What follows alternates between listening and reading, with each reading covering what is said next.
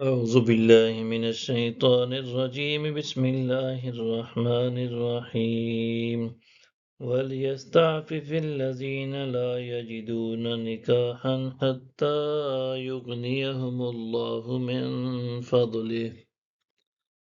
اور ایسے لوگوں کو پاک دامنی اختیار کرنا چاہیے جو نکاح نہیں پاتے یہاں تک کہ اللہ انہیں اپنے فضل سے غنی فرما دے۔ والذين يبتغون الكتاب مما ملكت أيمانكم فكاتبوهم إن علمتم فيهم خيرا وآتوهم مما لله الذي آتاكم ولا تكرهوا فتياتكم على البغاء إن أردنا تحسنا لتبتغوا عرض الحياة الدنيا ومن يكرهن فإن الله من بعد إكراههن غفور رحيم۔ اور تمہارے زیر دست میں سے جو مکاتب ہونا چاہیں تو انہیں مکاتب کر دو اگر تم ان میں بھلائی جانتے ہو، اور تم انہیں اللہ کے مال میں سے دے دو جو اس نے تمہیں عطا فرمایا ہے، اور تم اپنی باندیوں کو دنیاوی زندگی کا فائدہ حاصل کرنے کے لیے بدکاری پر مجبور نہ کرو جبکہ وہ پاک دامن رہنا چاہتی ہیں، اور جو شخص انہیں مجبور کرے گا تو اللہ ان کے مجبور ہو جانے کے بعد بھی بڑا بخشنے والا مہربان ہے۔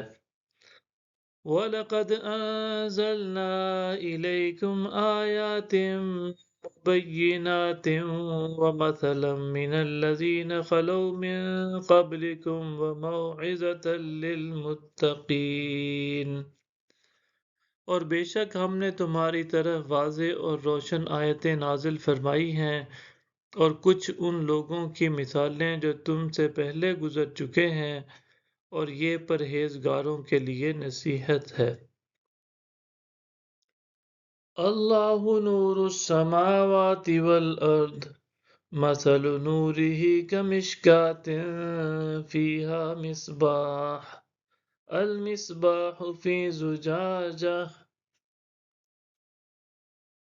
الزجاجة كأنها كوكب دري يوقد من شجرة مباركة زيتونة لا شرقية ولا غربية۔ اللہ آسمانوں اور زمین کا نور ہے، اس کے نور کی مثال اس طاق جیسی ہے جس میں چراغ ہے۔ چراغ فانوس میں رکھا ہے، فانوس گویا ایک درخشندہ ستارہ ہے جو زیتون کے مبارک درخت سے روشن ہوا ہے، نہ شرقی ہے اور نہ غربی۔ صدق اللہ العظیم۔